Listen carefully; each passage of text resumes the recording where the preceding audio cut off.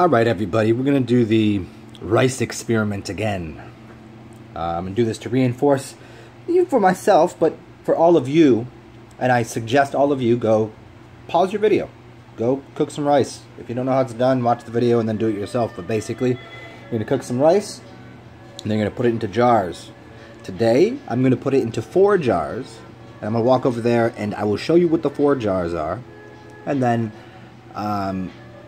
I'm going to show you a more intense version of magic and of perception management and how to control the effects of what you'd call your outside environment, which is, again, your internal environment pushed out. The strength of your conscious mind to envelop what the subconscious world is. Subconscious is still part of the conscious world. It's not separate. It's just, it's like saying that the ocean, that the very low portion of the ocean isn't part of the ocean. Just, it's still part of the ocean. And so, this is just a way to comprehend that the entire ocean is your mind, the entire world is your mind, and you can specify and make tiny little boxes for your fragmented way that you perceive the world, because everything is one giant thing, but it's all bits and pieces of the same thing, and we can observe those bits and pieces of your mind. And I'll show you what I'm doing here. Let me walk to the other side. So the first one here is going to say hate.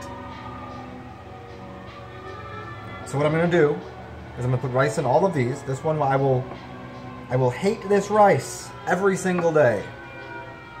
This one here is the ignore rice. I will put rice in it, and I will just, this will be the one I won't pay any attention to. You could call it the control, but I don't necessarily think it's a control, something to ignore something. It's still part of the experiment or the experience of getting your conscious mind and upgrading your capacity to use what people would call magic. And this one is love, but I'm going to love this one time. I'm going to put energy into it one time, and then I'm not going to do it anymore. And this final one, put love magic on it, and every day I'm going to meditate on this. And I'm going to see how quickly I can get this jar to change. They'll all change at a certain rate of speed, but this one here should turn into something like that smells like wine. It's delicious. This should happen at the same rate as the hate goes in the other direction. Because I'll be putting a lot of energy into this one. It'll be a lot harder for me to put hate into something because there's not much I really hate in the world, but I can certainly look into the depths and recesses of all of our collective subconscious minds and find things that we've universally found hate for. And then these two will be, again, the love one time, and we'll see if the love control versus the magic of putting energy into it every day changes everything. So here's the rice I just cooked. And so nobody thinks there's the rice. I'm going to use a wood spoon because people talk about using metal and how the metal spoons can possibly interfere with the process. So here we go. Take this, all the same rice. I'm going to go ahead and start putting it in these jars.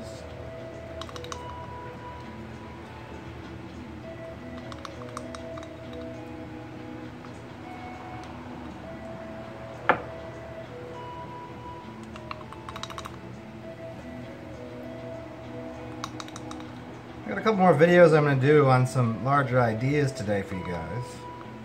But this, I hope you guys will go and do yourself, because, you know, it's always that thing where people, oh, scientifically you didn't, the control, the room is, where are you going to put those? Maybe it was hotter next to it, or maybe the blue stripes on the side did something. Well, yeah, because everything is a sigil, everything is a symbol, and that symbol is for me. So that's so I remember. I don't know. I know which one is which.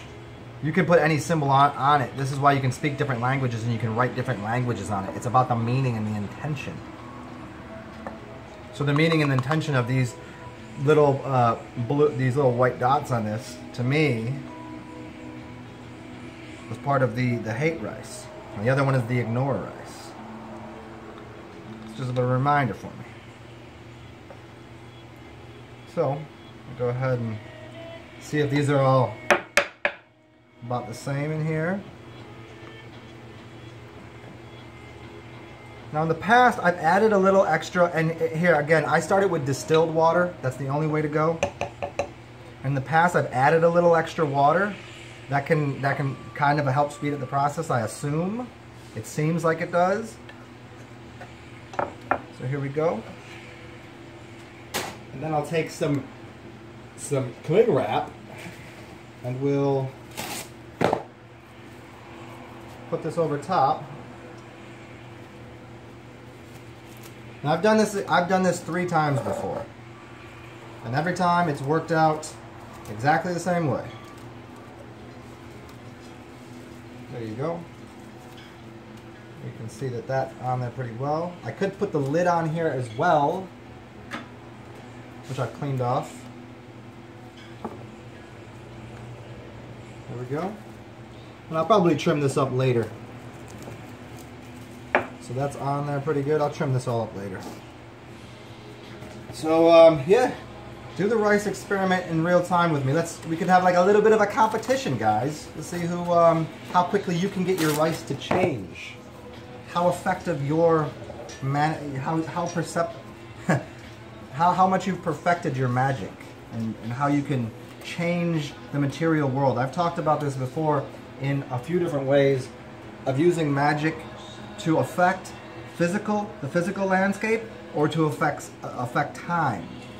They're the same thing, but some people have a better go at changing time and space, and other people can do things with physical objects a little easier. I'm one that has usually more effective at adjusting space and time.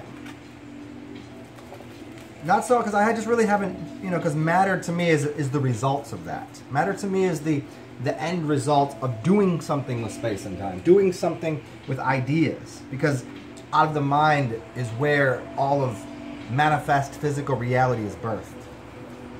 So I've always found that space and time is a much higher order of things, it seems to me, because the matter is only the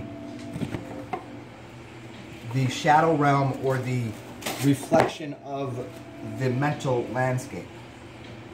But that's not to say that doing cool things in real time, like telekinesis and things like this, aerokinesis, I have a little bit of control over wind and air, due to your birth sign is helpful in telling you which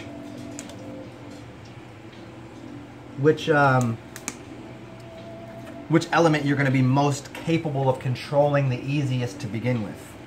So people that are air signs, well, there you go. People that are fire signs, there you go. So you'll understand that you can have more of an effect on those things. So here's all of these rices. I'm going to trim these up later, and I'm going to charge these, and I'm going to put them up above the refrigerator. No, not on the refrigerator. I'm going to put them, here we go. I'll show you. We'll put them right up there.